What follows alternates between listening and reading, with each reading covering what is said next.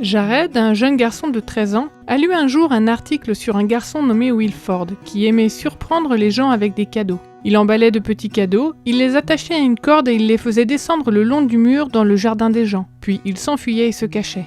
Jared a pensé que ce serait amusant de faire la même chose chez lui à Tokmok au Kirghizistan. Il a demandé à sa mère la permission de mettre des cadeaux dans de vieilles boîtes de mouchoirs. « Quel genre de cadeaux ?» lui a-t-elle demandé. « Des jouets et tout ce que je pourrais trouver », a répondu Jared. Sa mère a aimé l'idée. Jared et son frère Sam avaient des voitures et des Legos qu'ils avaient apportés avec eux quand leur famille avait quitté l'Argentine pour servir comme volontaire au Kirghizistan. De nombreux jeunes garçons du quartier étaient pauvres et n'avaient pas de jouets. Jared a parlé de ce projet à un camarade de classe, Camille. « Mettons quelques jouets dans des boîtes et jetons-les par-dessus les murs », a-t-il dit. Camille a souri d'excitation. Il pensait que c'était une bonne idée et il voulait aider, même s'il n'avait pas de jouets à donner. Les garçons ont pris 2 boîtes de mouchoirs en papier et les ont remplies de Lego, de voitures miniatures, d'écharpes et de savon. Ils ont enfourné leur vélo et sont allés dans le quartier de Camille, où ils ont choisi 2 maisons au hasard. Jared a jeté la première boîte par-dessus une clôture et Camille a jeté la sienne par-dessus l'autre clôture.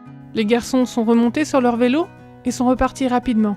Chez Jared, ils ont ri en imaginant la surprise des enfants qui avaient reçu les cadeaux.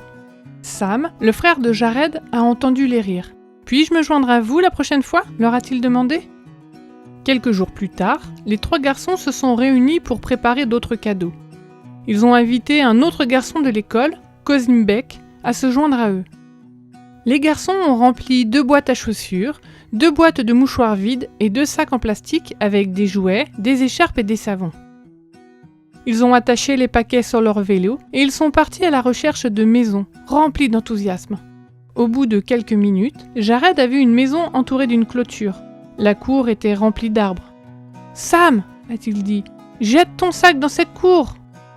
Sam a jeté le sac par-dessus la clôture et il a atterri dans les branches inférieures d'un arbre. « Vite, fais quelque chose !» a crié Sam. Camille était le plus grand, alors il a sauté par-dessus la clôture. En s'agrippant aux branches, il a attrapé le sac et l'a fait tomber sur l'herbe. « Allons-y avant qu'on nous voie !» a-t-il crié.